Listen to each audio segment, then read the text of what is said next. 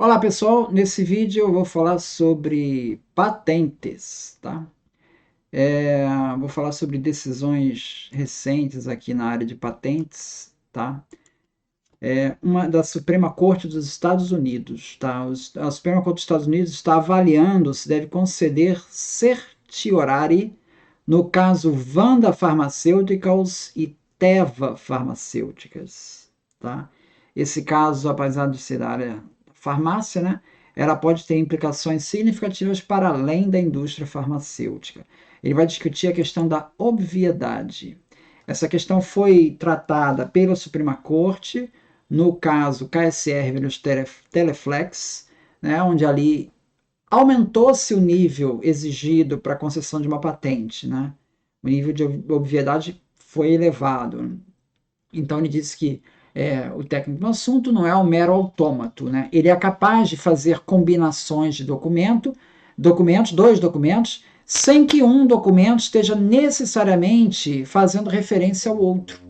Então, quando eu vou pegar D1 e D2, a combinação de D1 e D2 destitui a patente de atividade inventiva, normalmente nos Estados Unidos, o D1 tinha que ter uma indicação lá que era possível combinar com o D2.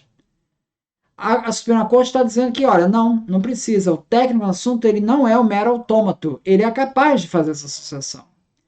Então, esse KSR elevou um pouco a exigência de atividade, não obviedade, né, que se chama. Lá não é atividade inventiva, não obviedade. Então, elevou um pouco.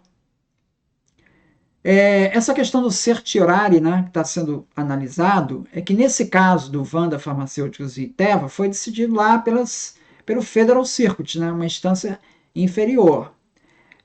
A Vanda Farmacêuticos está pedindo que o caso seja julgado pela Suprema Corte. A Suprema Corte ela não é obrigada a examinar esse caso. Na verdade, ela vai revisar um caso que foi previamente decidido por um tribunal inferior, se ela entender que os tribunais inferiores estão emitindo decisões contraditórias sobre essa matéria, tá?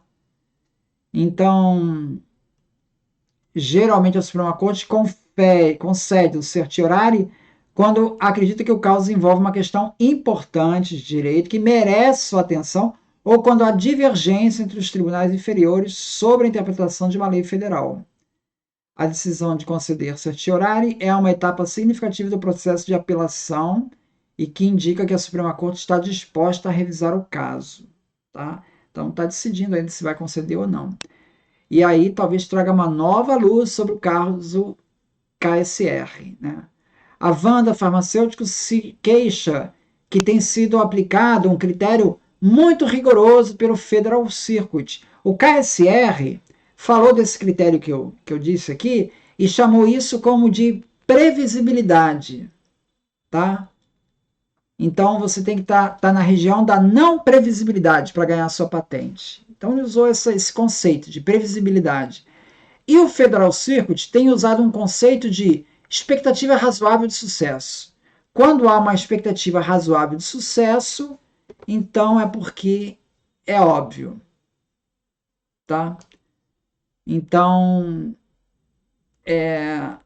usa um outro conceito. O Vanda Farmacêutico diz que esse outro conceito, expectativa razoável de sucesso, está sendo muito mais rigoroso que a Suprema Corte gostaria que fosse, no caso KSR.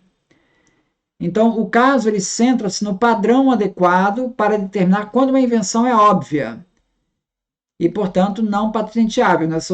Sobre a Lei 35 do US Code, parágrafo 103. Em particular, a Vanda argumenta que o Federal Circuit elevou indevidamente esse padrão de não obviedade, barrando patentes baseadas em uma mera expectativa razoável de sucesso, ou que teria sido óbvio tentar certos experimentos, mesmo que o resultado não fosse conhecido. Então, veja, mesmo no caso que o resultado final não é conhecido, o Federal Circuit está dizendo, olha, mas isso aqui é óbvio tentar. Ou então, isso aqui, combinado D1 com 2, é uma mera expectativa razoável, tem uma expectativa razoável de sucesso. O titular da patente, da Vanda, né, argumenta que a obviedade exige que a solução reivindicada seja previsível.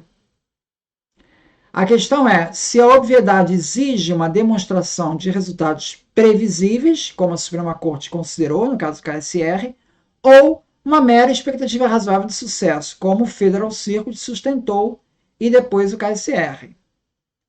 Uma solução pode ter expectativa razoável de sucesso, mas não ter resultados previsíveis. Assim, ela seria óbvia para o Federal Circuit, né?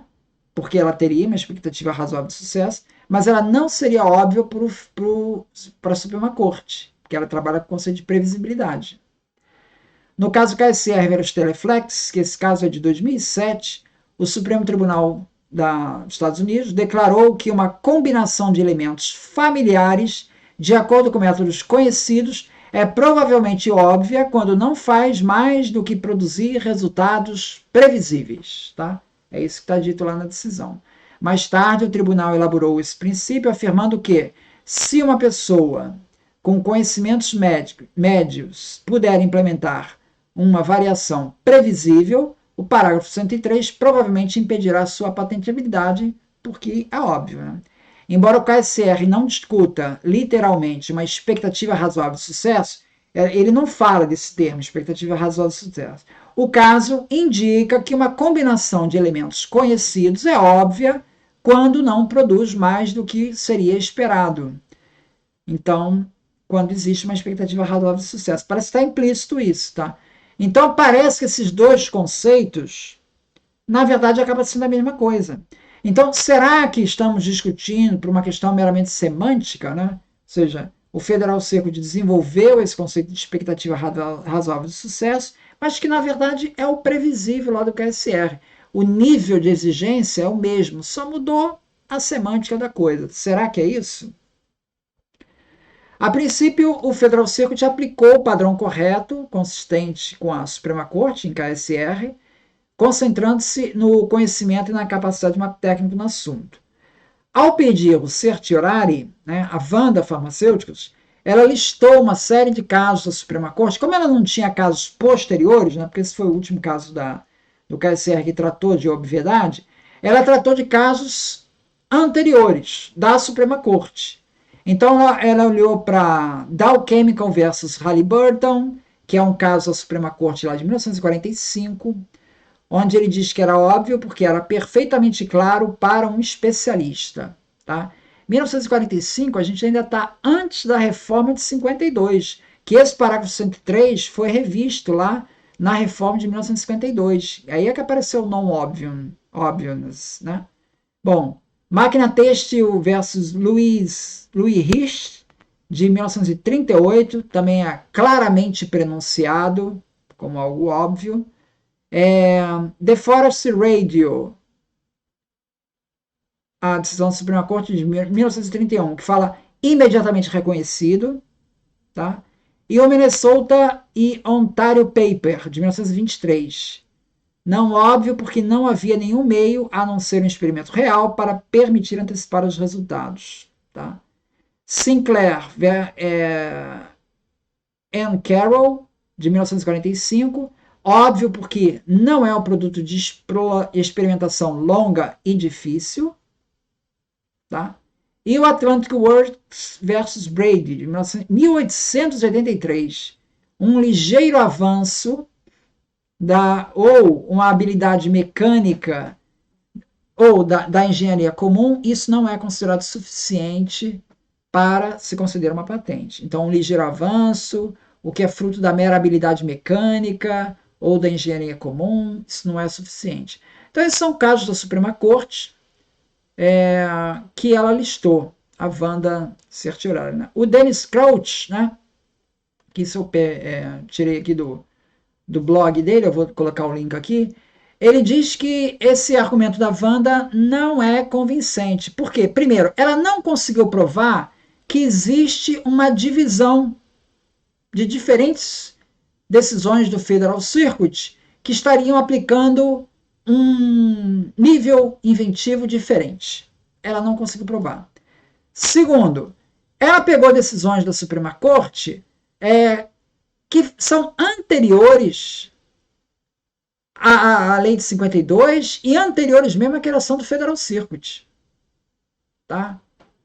Então, segundo o Dennis Crouch, né, a argumentação é pobre e ele vai além. Ele diz que as patentes da Wanda provavelmente seriam inválidas, mesmo que se você julgasse pelo critério de previsibilidade lá do KSR. Mesmo assim, ia dar na mesma. Então, fica aí essa expectativa se a Suprema Corte vai conceder ou não a certiorari, e aí ser um caso em que a questão da não obviedade, que é sempre uma questão polêmica, né, seria novamente discutida. Muito obrigado, então.